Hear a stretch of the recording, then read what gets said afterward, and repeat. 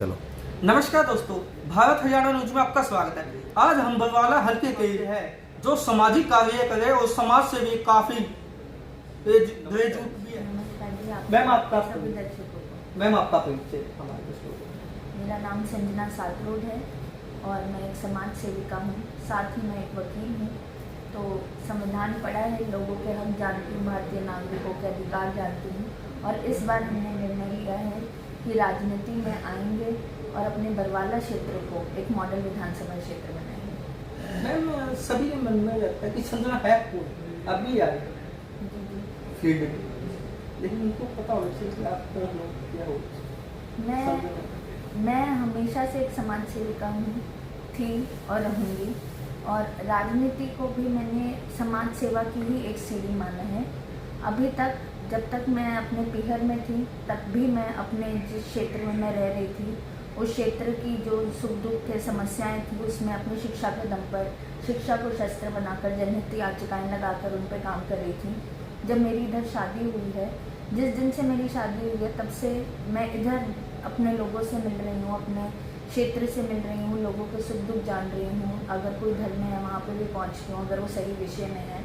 और साथ ही जब लोगों से मिलना हुआ, उनके सुख दुख जाने, उनकी समस्याएं जानी, तो एक बात पता चली कि बरवाला क्षेत्र में जो लड़ाई है वो है मूलभूत जरूरतों की। और अगर हमें उनमें काम करना है और जल्द से जल्द काम करना है तो एक राजनीतिक पद की ज़रूरत है।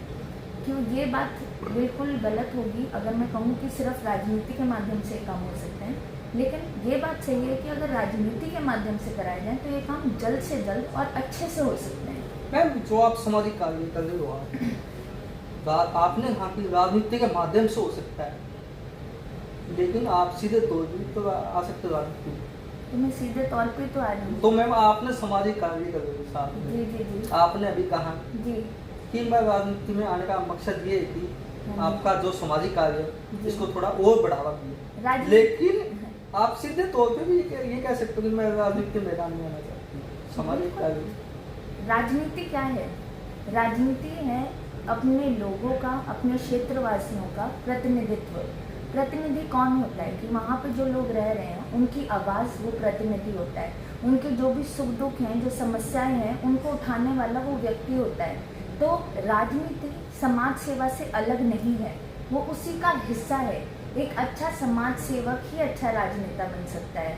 जो लोग राजनीति को गंदा धंधा बना के बैठ गए हैं कि इससे लोगों का शोषण करें, हनन करें, उनके हक की कमाई जो है, उनके हक की ज़रूरतें जो है वो अपनी जेब भरें, उनका विरोध करने के लिए, उस भ्रष्टाचार को हटाने के लिए, गलत के खिलाफ आवाज़ उठाने के लिए ज़रूरी है हमारा वहाँ पहुँचना जहाँ हम उन सभी क्षेत्रवासियों की आवाज़ उठा सकें।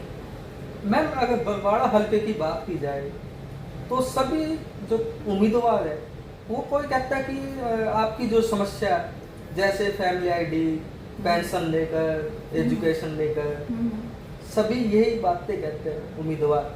आपके पास ऐसा क्या है नया?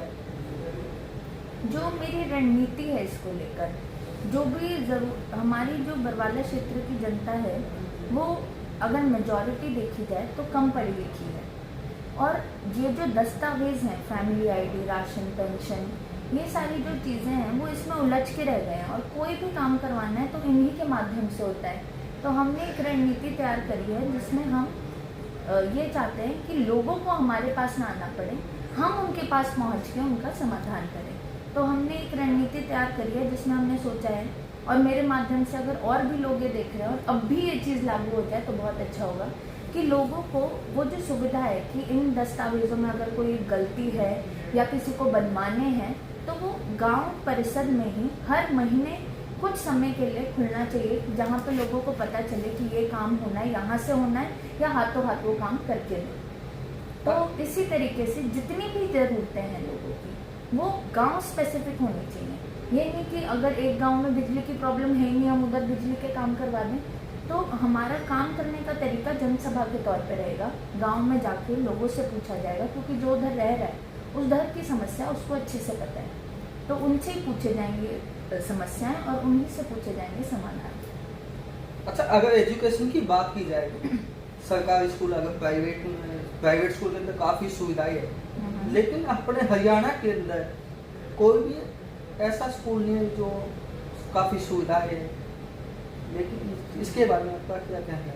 मेरी जो एक रणनीति है, मेरा जो सबसे ज़्यादा फोकस है वो इसी चीज़ पे है कि हमारे जो हरियाणा प्रदेश है और जो मेरा बरवाला क्षेत्र है, उधर जो लोग हैं वो बहुत काबिल हैं। आप किसी भी गांव में जाओगे, वहाँ पे आपको वो काबिलियत, वो कौशलता लोगों में दिखाई देगी।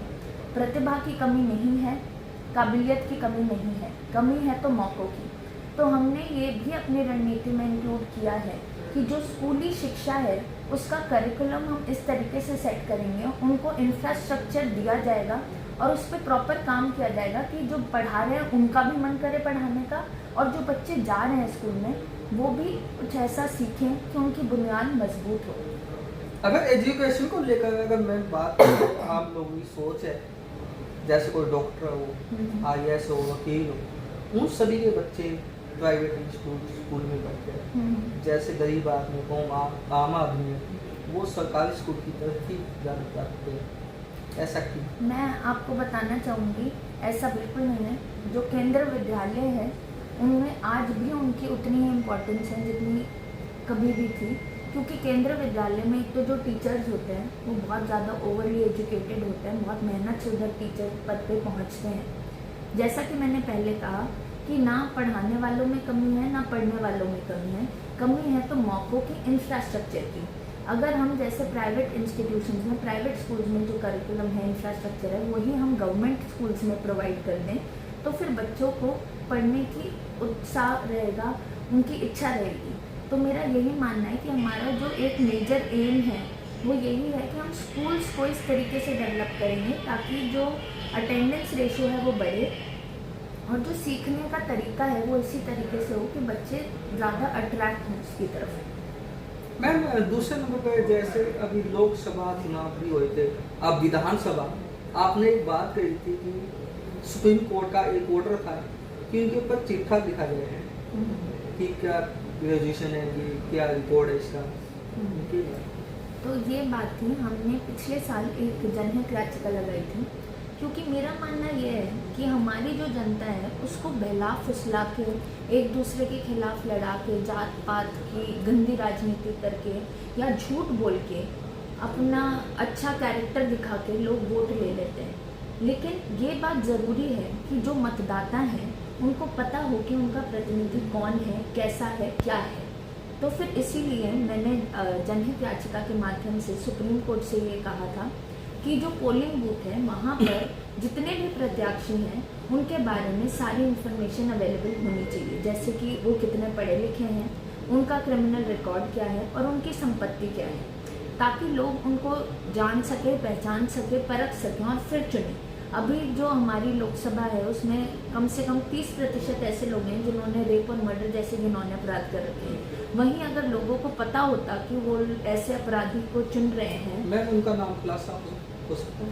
मैं कौन होती हूँ खुलासा करने वाली, सब लोगों को आपने कहा कि 30% जो है, ये जो रेशियो है, ये स्टैटिस्टिक्स हैं, ये एक्चुअली हमारी गवर्नमेंट साइट्स पे मौजूद हैं, क्योंकि एफिडेविट के माध्यम से सभी लोग जो कंटेस्ट कर रहे हैं इलेक्शंस वो अपना क्रिमिनल रिकॉर्ड दर्ज कराते हैं।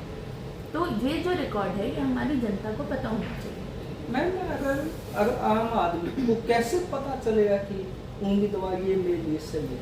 इसमें आप भी शामिल हो और सही जी, आगे के वादे ना दिखते हैं, पीछे के काम अगर देखे जाएं कि पहले उस प्रतिनिधि ने क्या काम अपने बलबूते पे करे हैं, अभी क्या काम कर रहे हैं और आगे की रणनीति या आगे की सोच क्या है और कितना वो पढ़ा लिखा है, कैसा उसका कैरेक्टर है, कैसी उसकी सोच है, कैसा उसका व्यवहार है, स्वभाव है, क्या वो अवेलेबल अभी है आपके लिए।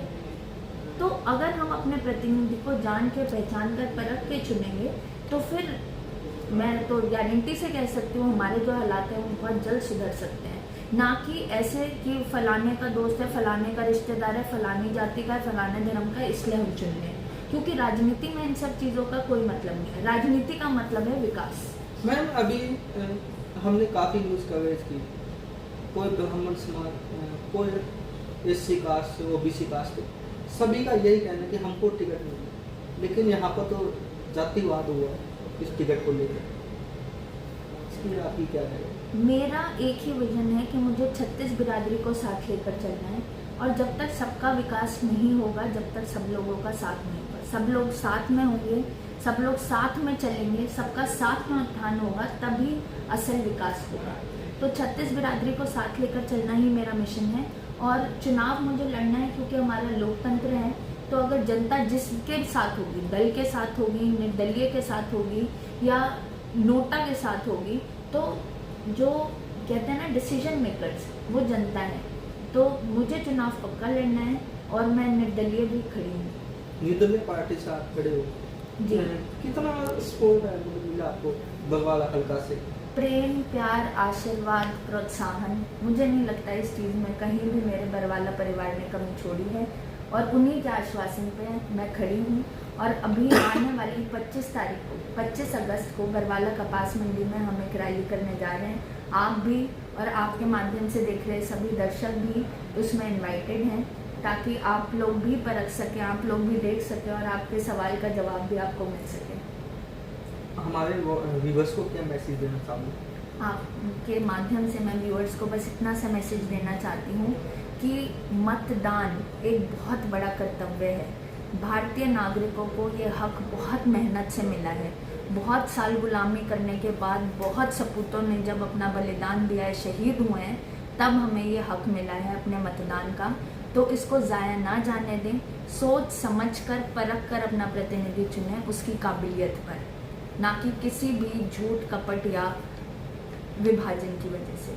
बहुत बहुत धन्यवाद। और 25 अगस्त को बरवाला कपास मंडी आप सब ज़रूर पहुँचें। धन्यवाद।